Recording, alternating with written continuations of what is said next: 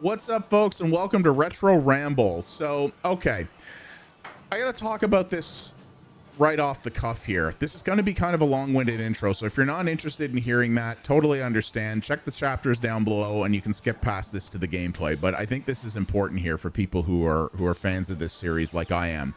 I have said for a long time now that I will not cover objectively bad games on this channel. There are a ton of other good games that need attention, and there are entire other channels whose whole shtick is bashing bad games. I always say that if I cover a game on here, it's going to be either because I like it or I think you might like it.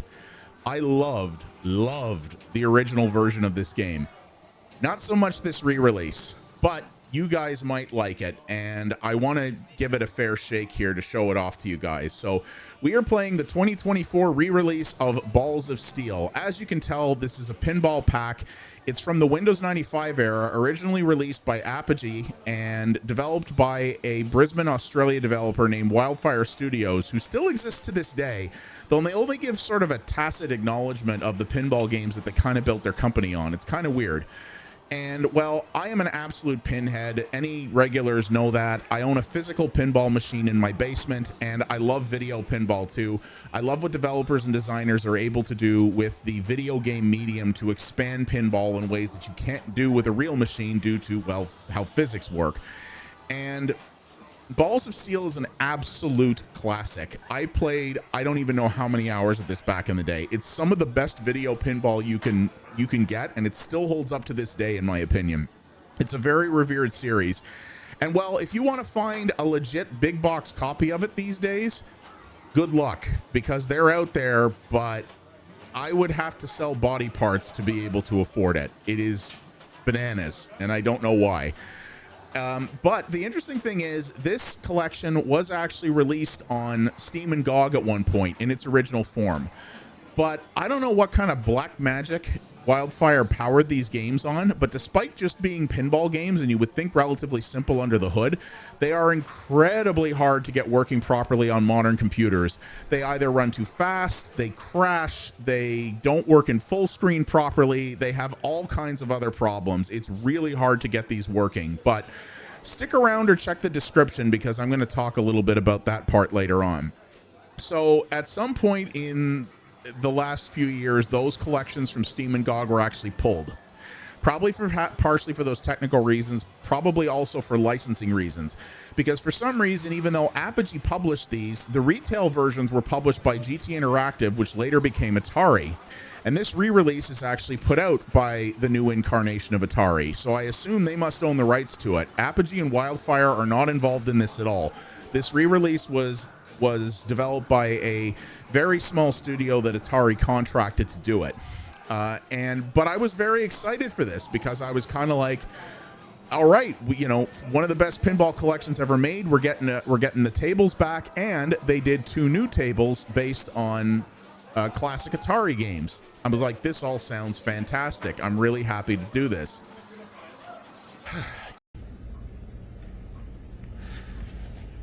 Look how they massacred my boy.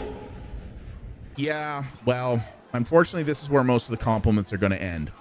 All right, intro over. Let's start talking about the package. So like I said, it's got the original tables from Balls of Steel plus these 2 new ones based on Atari properties. Now, the original Balls of Steel had 5 tables in it, plus 1 that was added on later. One of those tables is unfortunately missing here, which is Duke Nukem.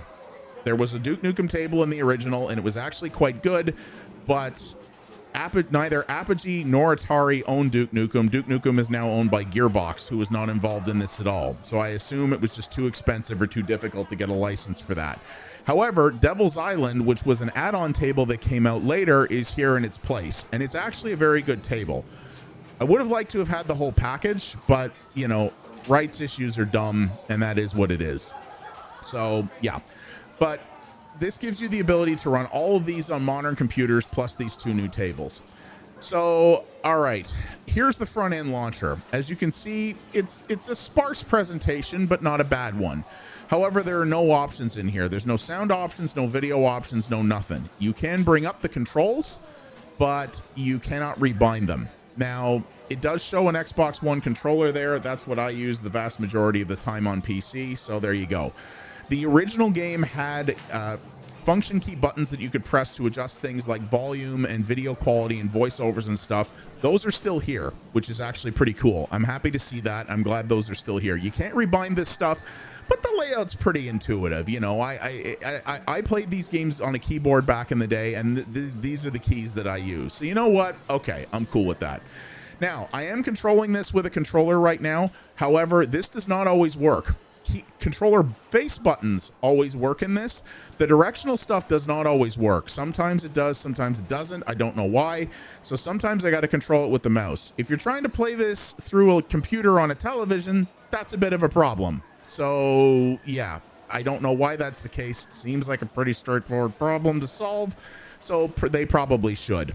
So hopefully they can do that soon. This has been patched once already. But here's where the real problem is.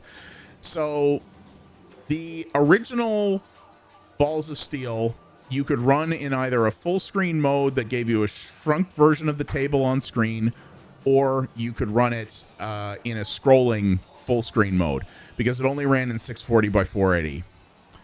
This is what they decided to do for this re-release.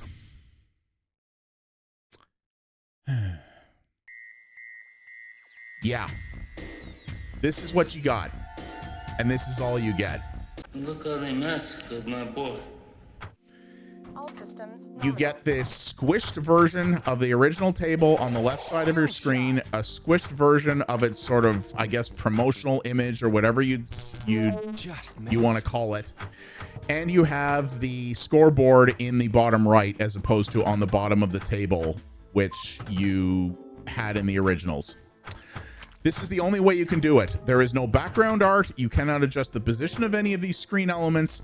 You cannot go into the original full screen mode.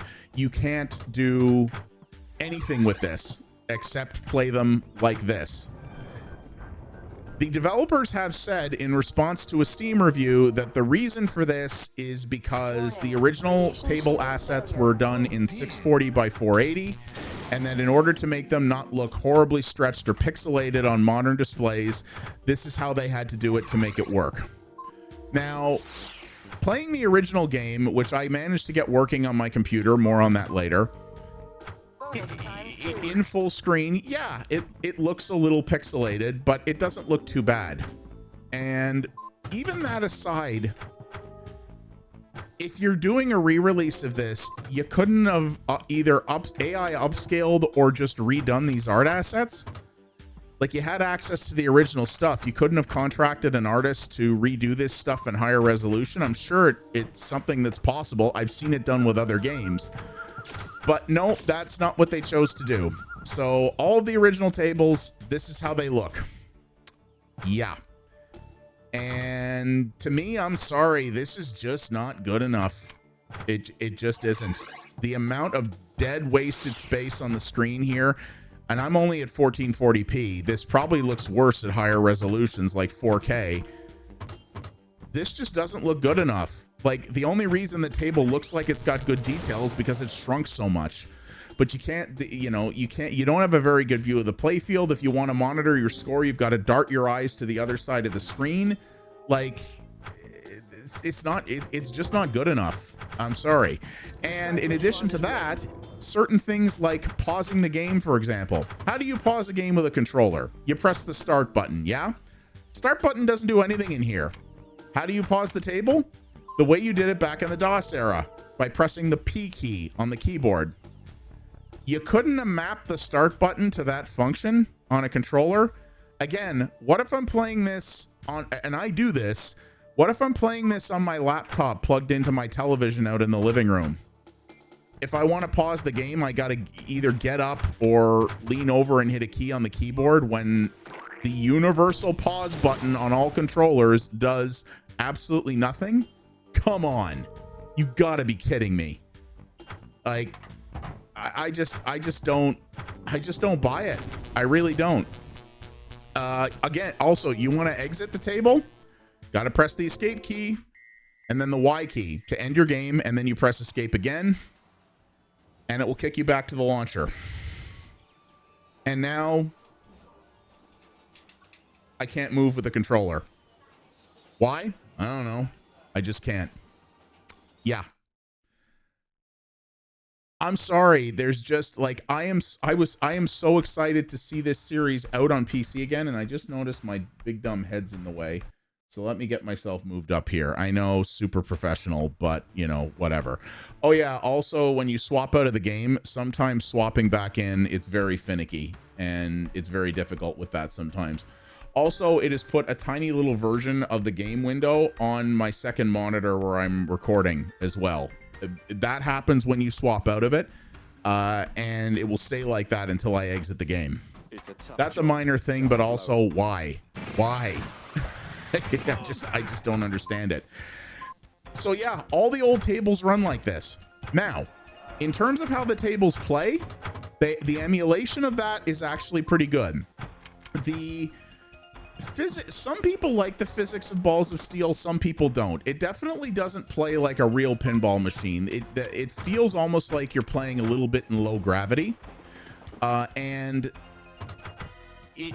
for people who only want the physics, like simulated physics of a real table, you're probably not going to like this. The way I've always done video pinball is I get used to the way each game plays, and then I just learn to play within that style. I actually don't mind the physics of this. I think it's actually pretty good, and it's well suited to the design of the tables that they put together. So I like that. You know, I don't mind it. But if you want super realistic physics here, you're not going to get them. So again, if you want a pinball simulator, then this is probably not for you. But in general, I don't mind the physics of this too much. And yeah, the games sound right. The sound effects in this were a little lower fidelity than you'd be used to with a modern game because it was the Windows 95 era, but they still hold up okay. So you know what, that's not bad. And yeah, it runs nicely, and there's no screen tearing. The physics are right. You know, one of the problems of getting the original game to run properly is there can be a lot of screen tearing, and getting the game to emulate with accurate physics can be a challenge. The game often runs too fast. That's a very common problem, and these don't have that. So kudos to them for that, I guess. But this presentation, and now I'm back at the launcher and the controls work again. I don't know. But yeah, this presentation is just unacceptable to me. Could you not have at least put a background image behind this to make it so that it doesn't just have this massive black void around everything? Why couldn't you have set it up so that you could relocate these screen elements around? So like if I want to put the scoreboard under the table, which is the way it was in the original, so that I can more easily monitor my score, why can't I just reposition that over here? You know, why does the entire right half of the screen have to be taken up by that, you know, low size, low quality promo art? Why couldn't you have baked something in that shows statistics of the game? Like, I don't know, little things like how far the ball has traveled or how many flips you've done or other little things like that, like some of the other some other pinball titles do. Those are all like memory hooks that I'm sure you could have figured out how to do from this. It just, everything about this feels like it was done to an absolute bare minimum, like minimum viable product spec. And it just feels like it's not very respectful of the consumer and their money. And it also just doesn't feel respectful to the original games. Like this was an incredible pinball series. And I know it's hard to get running on modern computers. Lots of other people have figured this out with a lot of other games that were hard to get running on modern computers. It can be done. GOG does it all the time. So like, honest to God, if they had just released this package with like, here's the original tables and they run properly with no effort, I would have preferred that to what we got here. Or at least give people the option to run it the old way. You know, if you want to see it like this, okay. If you want to run it in this old scrolling method, even if things will look a little more pixely because they're low res, so what? Let people do it. You know, that Steam review response I talked about, one of the devs talked about a command line hack you can do that forces this game to run in like 800 by 600 or something, or maybe it's 640 by 40, I can't remember. But it basically forces this modern re-release to run in an ultra low resolution so that you can play it in the original scrolling manner. Why do I have to do a command line hack to make that work? Why is that just not an option? You know, or why didn't you give this game enough of a budget that you could hire artists to do modern 4K versions of this art so that they didn't have to look like this in the bloody first place? Like, come on, man. It's just, My boy. I don't understand. It just feels like this game was given no budget whatsoever. And, you know, and now the keys don't work again. So I'm just quickly going through the original tables here, and you might be wondering, well, PX, why aren't you talking about, you know, how good the tables are or not? The tables are all good. Honestly, I don't have really bad things to say about any of the original Balls of Steel tables. I think they're all great. And I mean, if you get this pack, you're getting all of them, whether you like it or not. This isn't like Pinball Effects where you can buy your tables piecemeal, right? And I honestly liked all of these. Some people who are into modern pinball games are probably going to find some of these tables a little simplistic, because they weren't as overly complicated. They're more complicated than, say, something like Epic Pinball, which is another DOS era pinball game that I love. But these are not the most complicated tables in the world, but they play well. They're smartly designed. They've got cool mechanics. They have lots of mechanics that you can learn, and they have smartly designed scoring systems and interesting themes to them. You know, with the exception of the Duke Nukem table, all of these tables are original ideas and concepts that Wildfire came up with. And they actually are all good. I really like the way all of these play. And I think it's a great package of tables, but you've got to play them all this way. And it's just a shame. Like, these were so good at the time, and all of these tables still hold up well to this day, and a lot of people still consider these some of the best video pinball ever made. It's definitely up there for me. And that this is the best we could get as a re-release is just so disappointing. And yeah, it's just, does it work? Yes. That is about the best thing you can say about it. It could work so much better. And I know for a fact, just based on my own experience with some of these re-releases, that if this developer had been given some time and budget, they could have absolutely done better than this. It's one of these things where, much as and as you can see here, the scaling on this one is different. On Devil's Island is different for some reason. And the thing is, this feels like one of those things where I want to say, if you can't do it right, why did you even bother? And that's the weird part, right? Is modern Atari, like the new Wade Rosen run incarnation of Atari, has been putting out some great stuff the last little while. Atari 50 that they did with Digital Eclipse is fantastic. Aka R that they did with Jeff Minter, friggin' amazing. Mr. Run and Jump that I covered on this channel a little while ago, fantastic precision platformer. You know, they are doing good stuff. A lot of the Atari Recharge collection, all very good for the most part. So I don't understand why we got this for Balls of Steel, for such a revered pinball title. Wade Rosen knows how well regarded Balls of Steel is. I'm sure he was playing this game right alongside me back in the 90s. And I know that I don't know if it was the developer wasn't up to the challenge or if it was budget or whatever, but I'm certain that better could have been done with this. And I don't know why that Atari thought this was good enough to ship for real money like this. And I guess it's to say like, I'm not angry, I'm just disappointed.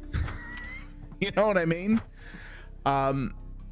Because I know that this could be done better. And though it is very hard to get these games running on modern computers, it is possible. And I'm going to talk about that in a little bit. But yeah, this is what you get for the original tables. And it is, other than the fact that the physics play well, everything else about this is simply not good enough. It needed to do better. They should have done better. I would love to see them patch these to do better. But I don't imagine they're going to unless they sell pretty well. And, well, chicken and egg problem, right? These aren't going to probably sell well in this condition, but it's probably they probably need to sell well to have the business case to put the work into them to make them good. So, yeah. But, okay. Let's talk about the new releases. So, as I said, these are all the classic ones, and you're going to see that the new ones based on Atari tables are in a different menu, and there's a reason for that. Here's what it is. Look at that. Because these are new tables, they were done with 4K assets, which means they can be in full screen. But you're going to notice a couple of things. A, it's still single full screen. There's no scrollable mode. The scoreboard is still not under the table like it was in the originals. In fact, now my head's blocking it again. Super Pro Video Maker. Oh, yeah. So I just honestly can't be bothered to do these with takes and make it look a little bit better. But, yeah, the scoreboard is still in a weird place that makes it hard to monitor your score while you're playing. We've got this cool background art, including stuff that actually explains how the mini games within this work. That's pretty cool. It would be nice to be able to, like in, say, Pinball Effects, select multiple different table views so that you can choose to have it full screen like this. You can choose to have it scroll. You could have different levels of zoom and whatnot. I mean, they said that the reason these don't have all the wasted space is because they were able to do them with modern size graphical assets. So why can't I do anything? Time and budget. That's why. Those features could have been here and they weren't allowed to do it. And how are these tables? They're okay. I mean, I don't really like the style of the artwork in this one. I like the Missile Command one more, which we'll get to, but I don't really like the art style in this one. The tables, as you can see, are not as complicated or visually interesting as the original tables are. There's less stuff that you can do here in them. You know, there are different mini games and stuff in them, but the tables are just not nearly as complicated. They don't feel, they feel much more simplified. These feel more along the lines of Epic Pinball or like early Pinball Dreams, Pinball Fantasies tables than they do Balls of Steel tables. Like, in some ways, these tables, these two modern tables almost feel a bit like prototypes. They're using the sound effects from the original game largely. They add a few of their own, but they're fairly simplistic. They both have this background music that's just not very interesting.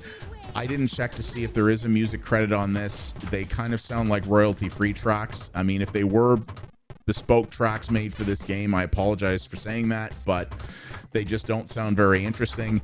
Like, these animations look weird. Like, that's a Centipede character that looks like it's supposed to be modeled after the original game sprites, but it doesn't look like the original game sprites, but it also doesn't look modern either, and it clashes with the rest of the style of the table. Like, it just doesn't look right, you know? It looks weird. The scoring in this isn't bad. It actually, you know, there are missions and sort of side games and things like that do work, but it's just not terribly interesting or visually appealing. I do like the sort of art of the arcade cabinet contrasted against the Atari 2600 game on the right side.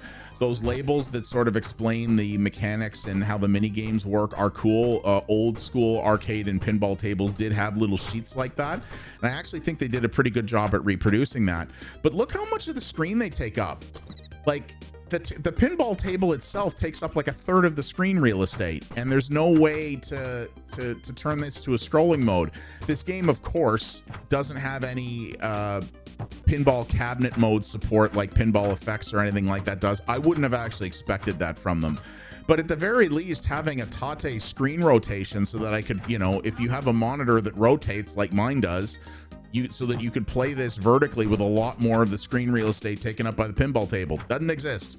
Because I think under the hood, this is still essentially running the original Balls of Steel like engine, basically. So these still feel, even though they're original tables with higher assets, they still feel kind of bolted on. And, you know, you still have to press the P key to pause. You still have to use keys to escape the game. The start button on the controller still doesn't bloody work. You know, it's still not, they're not fully modernized versions. And here's Missile Command. I really like the look of this table a lot more. I think the art is sharper, the colors pop a lot more. It's a less busy art style in the sense that the other game almost looked like it was kind of like a traced over drawing, the table art kind of. This is much sharper, and even though it's busier, it's much cleaner. There's cleaner edges. The color differentiation is a lot clearer. It's really obvious just from taking a quick glance around what you're looking at, and what that's supposed to be conveying to you, because the imagery is sharp and the colors pop against each other. I much prefer the look of this one to Centipede, but as you can see too, it's still a pretty simple table. It's largely empty space. There are some interesting elements. There are a couple of ramps, and there's bumpers up in the top and their own sort of little sort of walled off pod that you can send yourself up to. It's got some interesting stuff going on, but it still doesn't really hold a candle to the original tables. The original tables had animated elements in them. You know, they actually had creatures and things on the table that were animated and did interesting things. This doesn't really have any of that. It's all just, you know, things with the lights changing in that. There's no real like the table looks like it looks barren a little bit. Like it's not animated. It just doesn't look like, it kind of just looks like a screenshot that you're rolling the ball against. You know what I mean? It doesn't really, there's no dynamism to it compared to the Balls of Steel tables. And that was what was so cool about that title back in the 90s, and why it's so well revered, because they were running in a very low screen resolution, but they had a lot going on. They managed to cram a ton into that space. And the tables were visually designed well enough that even though most of the time back in the day you were playing them in a low resolution with a rapidly scrolling screen because it had a lot to cover, everything was designed in such a way that it all stood out. So even though the screen was scrolling rapidly back and forth, you could tell what was what and where you needed to send the ball with just a nanoseconds glance. You could look at the table and go, yep, I know where that is, and I know what it does, and I know where I need to aim. And in this, the only reason you know where to aim is because everything's on screen at once, but it's very small as a result of that, and you don't really get to take in any of the detail because everything is so small, so that they could get it all on the screen at once. And it just shows how much less interesting these tables are versus the original ones. And yeah, it was cool to see other tables in there, but these tables to me just don't mechanically hold up against the originals. And the originals are presented in such a lackluster, bare minimum effort, just get it out the door kind of way, that the whole thing just kind of leaves a bad taste in my mouth. And it's a shame. I don't like beating up on games. I really don't.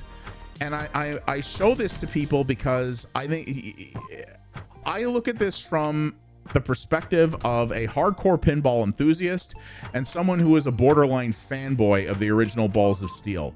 So I know that my perspective is one that's going to have higher standards and probably be a lot harsher on any potential remake of the table that comes out.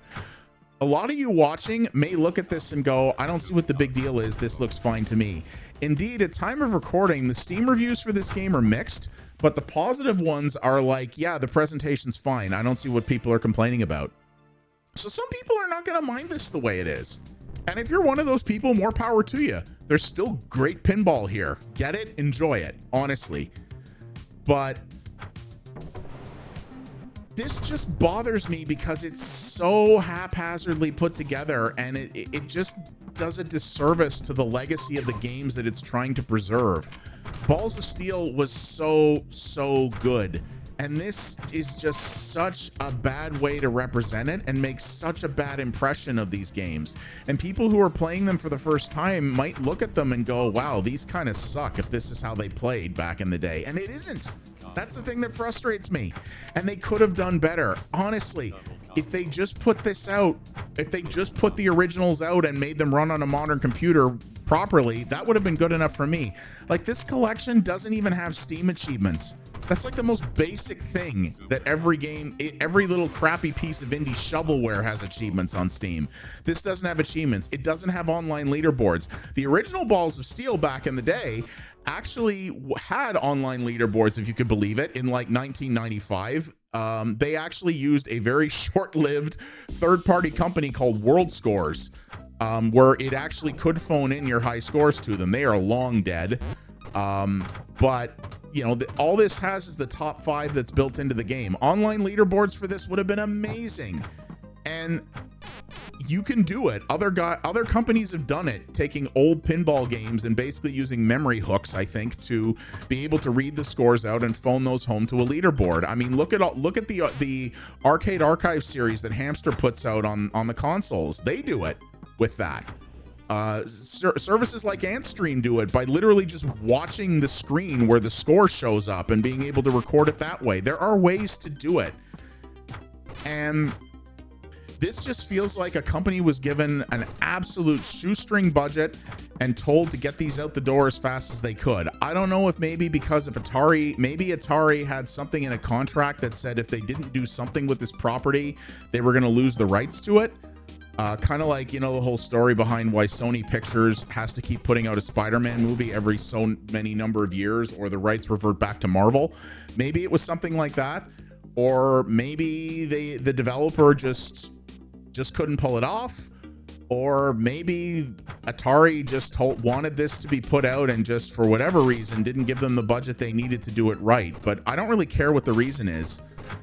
This was a great pinball series that has a legacy that, in my opinion, is just kind of being crapped on by this re-release, and I'm exceptionally disappointed in it. Given the quality of what Atari has been putting out the last little while, I don't know why they released this like this. I honestly think they shouldn't have tried if this is the best that they could do. You know, sometimes I think things are just better left in our memory than in a condition like this.